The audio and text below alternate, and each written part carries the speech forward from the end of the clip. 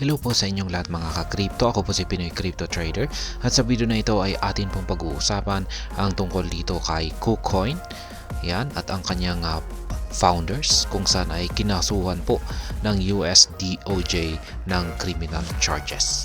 At maliban po rito ay pag-uusapan na rin po natin ang inilabas na bold prediction ni Ginoong Samson Mao dito kay Bitcoin.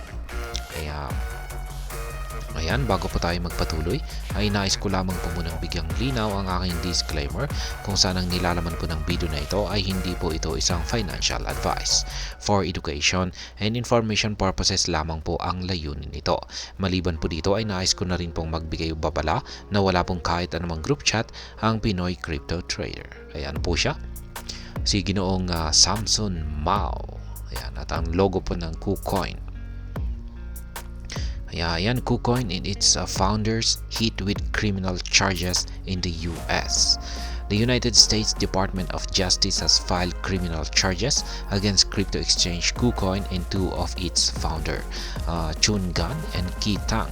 As stated in the indictment, KuCoin and its founders violated the Bank Secrecy Act by failing to maintain an adequate anti-money laundering program. Kaya yan, ang bansang United States, yan, particular po ang kanilang Department of Justice ang siyang naglabas ng criminal charges laban po dito sa crypto exchange na si KuCoin kasama ang kanyang dalawang founder na si Chun Gan at saka si Ki Tang.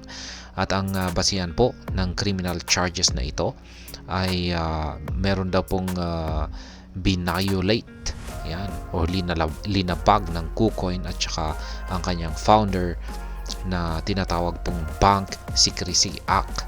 At ito po ay bigo po sila na mag-implement ng kanilang anti-money laundering program. Kaya yan, to ensure user growth, KuCoin advertised itself as an exchange where one can trade without the need to undergo KYC. Kaya yan po kasi ang ginawa ni KuCoin. Naglabas po sila ng advertisement na sila po ay isang exchange, crypto exchange, na hindi daw po nangangailangan ng yung kanilang mga users ay hindi daw po nangangailangan na mag-undergo or dumaan sa KYC.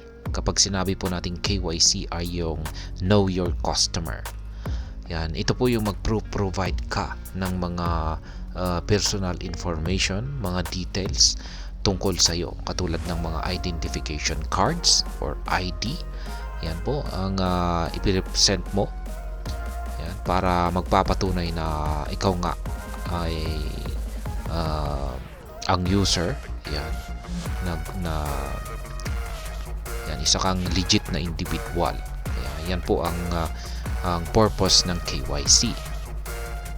Ayan, KuCoin's failure to maintain the required AML and KYC programs led it to being used a vehicle to launder large sums of criminal proceeds. Kaya ayan, yan po ang basihan sa criminal charges dito ni KuCoin. Yung kanyang yan, yung hindi po niya pag-require ng kanyang AML at ang kanyang KYC programs ay yan ang naging dahilan kung bakit maraming mga kung bakit nagamit ito, yan, para maging yan, kung bakit ito nagamit sa masamang paraan. Yan po ang dahilan. Kaya Gan and Tang, who are both citizens of China, are facing up to 10 years in prison. Yan, yung dalawang founder na rin dahil dito ay sila po ay nakakaharap ng 10 taon na pagkakakulong dahil dito. Yan, dito naman po tayo kay Samson Mao. Yan, kung saan ay naglabas po siya ng isang matinding prediction dito sa Bitcoin ETF. Yan,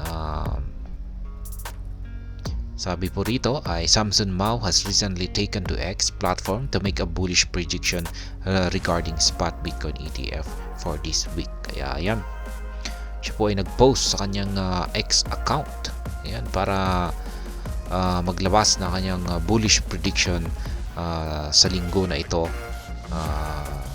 na may kaugnayan dito sa spot Bitcoin ETF. At ayon po sa kanya ay Mao shared an optimistic X post stating that he expects these Bitcoin ETF outflows to eventually become inflows again. Kaya ayon po sa kanyang inilabas na tweet sa kanyang X account, ay ayon po sa kanya ay sa linggo na ito ay inaasahan daw po niya na ang nagaganap na outflows dito sa mga Bitcoin ETF products ay magiging inflows ulit. Ayan. Kung naging inflows po ito, ay pagdudulot po ito ng demand sa presyo ni Bitcoin. Ito po kasi ay nakakaranas ng outflows. Kaya medyo kung outflows, ay medyo kaya yan po yung nagdudulot ng correction kay Bitcoin. Ngayon kung ito po ay naging inflows, ay magdudulot po ito ng demand kay Bitcoin, at yan po ang magiging dahilan kung bakit po siya magpapatuloy sa pag-angat. Kaya yan po ang inaasahan ni Ginoong Samson Mao sa loob ng linggo na ito, kung saan ay yung kanyang outflows ay magiging inflows na po ulit. Kaya yan po ang kanyang bullish prediction dito sa spot Bitcoin ETF sa linggo na ito. Kaya yan, sa mga gumagamit po dyan ng KuCoin, ay medyo alanganin na ang operasyon ni KuCoin. Baka ito na po ay titigil sa kanilang operasyon dahil sa kinakarap ng KuCoin at kinakarap ng KuCoin na criminal charges dito sa bansang US. At hanggang dito na lamang po tayo sa video na ito. Sana po ay inyong nagustuhan ang aking paliwanag sa video na ito. Kung inyo po itong nagustuhan, pag-click lamang po ang like button nito. Para naman po sa mga bago lamang dito, kayo po ay aking inaanyayahan para mag-subscribe. Pag-click na rin po ang bell icon nito dahil ito po ang siya magsisilbing notification nito sa mga bago kong videos na akin pong ina-upload sa aking YouTube channel na ito. Marami pong salamat sa panonood. Ingat po tayo lagi at God bless po sa ating lahat.